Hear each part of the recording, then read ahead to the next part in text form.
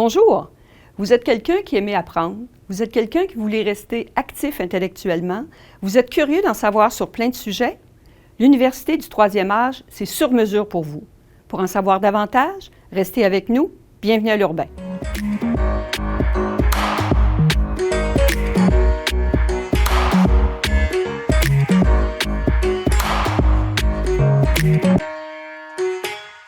Bonjour Nicole Pellerin. Bonjour. C'est un plaisir de vous rencontrer aujourd'hui parce que je pense que vous êtes la personne toute désignée pour que je puisse tout comprendre et, je dirais, mieux comprendre l'Université du troisième âge. Ce que j'ai compris, c'est que l'Université du troisième âge de l'Université de Sherbrooke a des antennes dans différentes régions. Tout à fait. Et il y en a une ici dans notre région, donc qui couvre les MRC d'Arthabasca, MRC de l'Érable, et vous êtes la présidente de l'association étudiante. Tout à fait. Ça, j'ai compris ça. Oui. Mais ce que j'aimerais savoir, l'Université du troisième âge. Quand on entend ça, on peut être attiré, on peut penser que c'est hermétique aussi. Fait que j'aimerais savoir la mission de l'université, puis comment tout ça a commencé, comment tout ça s'est ancré dans la région. D'accord. Est-ce qu'on commence par l'historique alors? Parfait.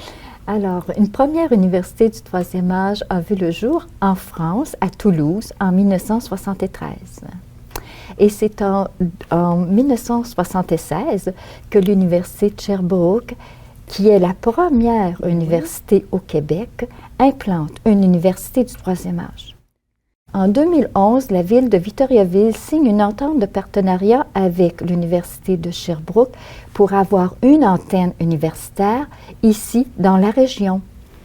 Et en janvier 2013, l'antenne diffuse sa première programmation en janvier 2013.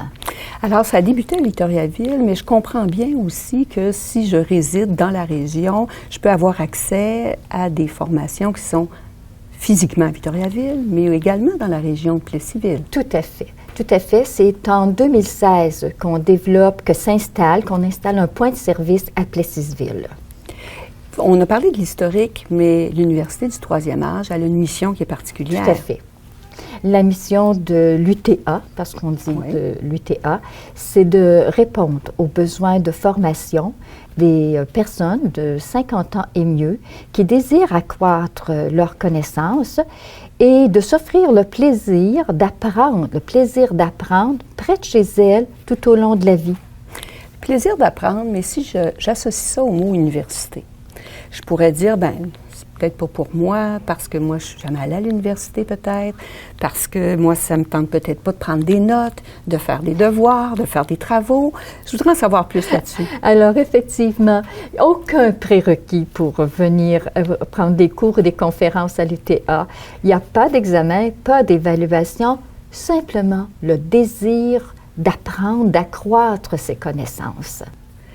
Alors, Mme Pellerin, si je suis intéressée à m'inscrire ou en savoir davantage sur l'Université du troisième âge, vous me corrigerez, mais je pense que je vais sur Internet, par exemple, Université du troisième âge, Université de Sherbrooke, et il y a un menu déroulant, je vois Victoriaville parce qu'il y a une antenne, et là, j'ai tous les renseignements. Tout à fait. Bien, au plaisir d'apprendre, Nicole. Ça me fait plaisir. Vous êtes une bénévole engagée depuis de nombreuses années. Depuis quelques années, je vous dirais que c'est très enrichissant faire du bénévolat à l'UTA parce qu'on rencontre des gens, à peu près de notre âge, qui viennent de tous les milieux, des gens passionnés qui s'investissent parce qu'ils croient à cette cause-là, c'est-à-dire d'apprendre tout le long de sa vie. Et puis, il y a toutes sortes de façons de faire du bénévolat à l'UTA. Par exemple, on peut décider de tout simplement accueillir les étudiants lors d'une activité ou accueillir une personne ressource, la remercier par la suite. Il y a aussi des comités. Il y a le comité de programmation duquel j'ai fait partie, mais il y a le comité des activités socioculturelles, le comité des communications.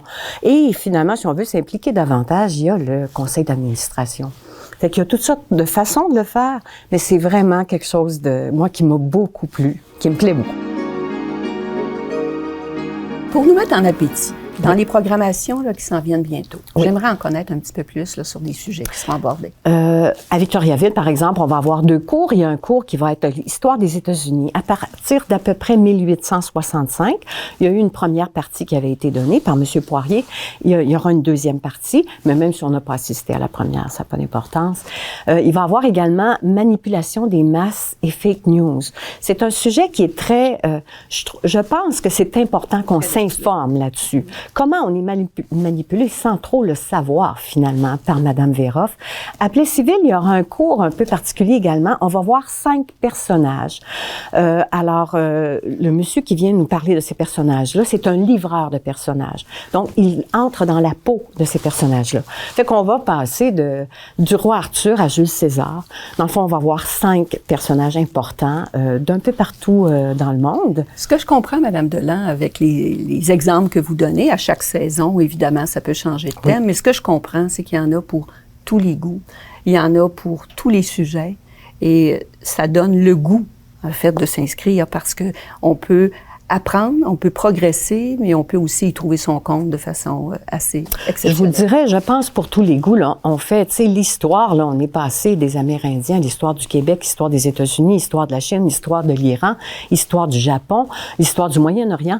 Il y en a vraiment pour tous les goûts. Politique, c'est la même chose. On vient d'avoir États-Unis, Chine, Russie. Dans le fond, il y a une rivalité hégémonique. Qui sera la superpuissance? Mm-hmm. Je pense qu'on se le demande tous. Dans les pays, par exemple, et sociétés, on a parlé d'Amérique centrale. Il y a beaucoup de gens qui partent d'Amérique centrale pour s'en aller immigrer vers les États-Unis, le Canada ou d'autres régions.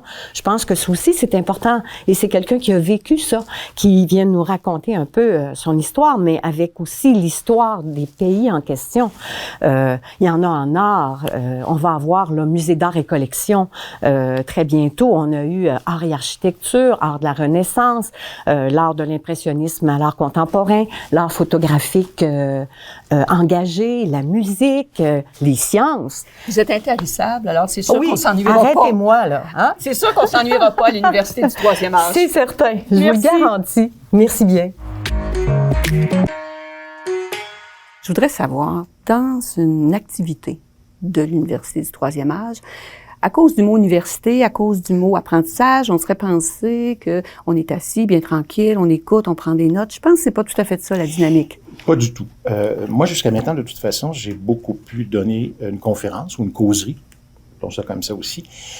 Donc, les gens, d'abord, ne sont pas assis de la même façon, ils n'ont pas une table devant eux, puis ils n'ont pas la sensation obligatoire d'écrire. Alors, ils écoutent. Hein? Et puis j'essaie, comme tous les autres formateurs ou personnes ressources, de présenter les choses avec un support audiovisuel qui est accrocheur. Absolument. Hein? Alors donc, moi, je me vois plus...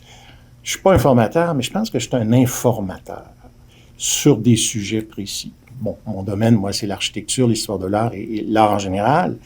Je ne m'aventurerai pas du tout en histoire du Canada ou histoire des Amériques, là, quand même. Mm. Mais voilà. Alors donc, je pense que les gens, d'abord, ils ont l'expérience de l'UTR.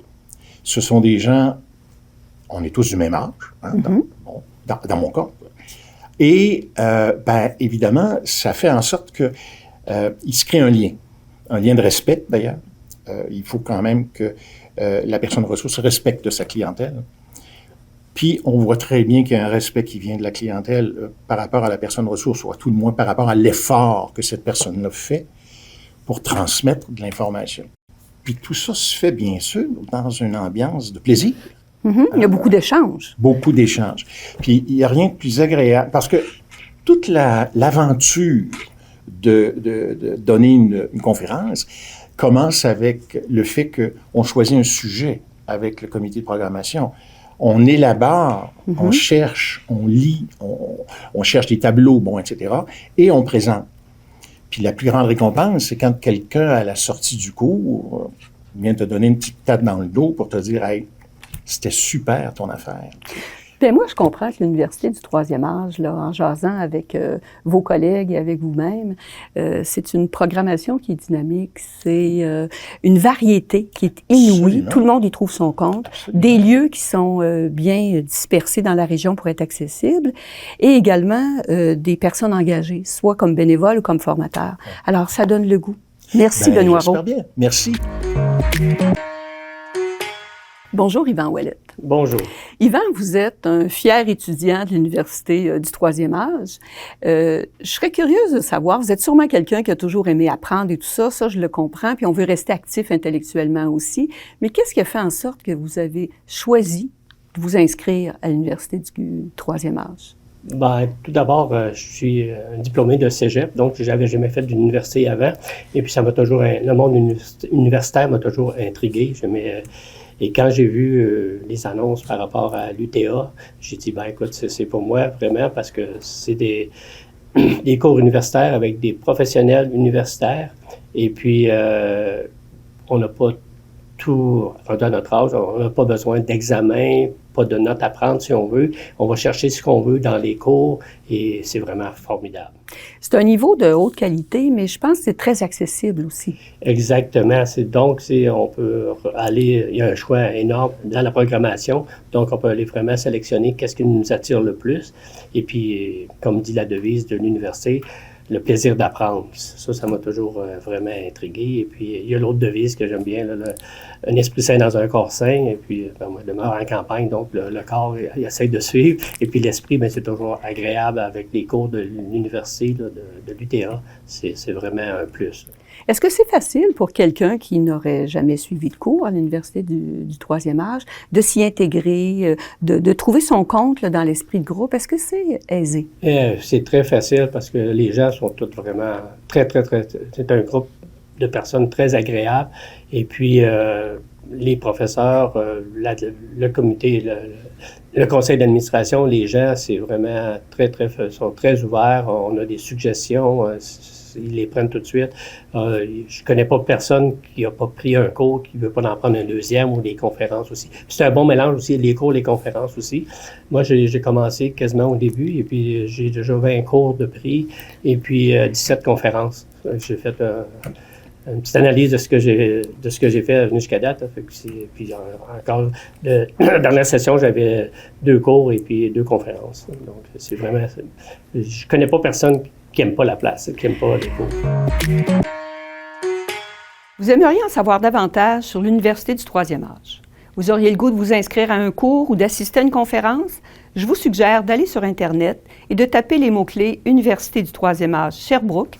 Une page d'accueil s'ouvrira et vous verrez, pour notre région Victoriaville, l'ensemble des activités. Vous auriez besoin d'aide pour une inscription? Quelqu'un s'offrira pour vous donner un coup de main.